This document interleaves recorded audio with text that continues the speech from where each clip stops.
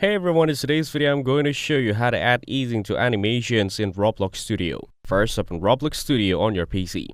Then go to your project and click on the animation editor from the top toolbar. Now select your rig to start creating the animation. Move the body parts right, left, up or down to create different poses. Each time you move a part, keyframe will automatically appear on the timeline. Now select any keyframe, then right click on it. A menu will appear. Go to the option called Easing Style.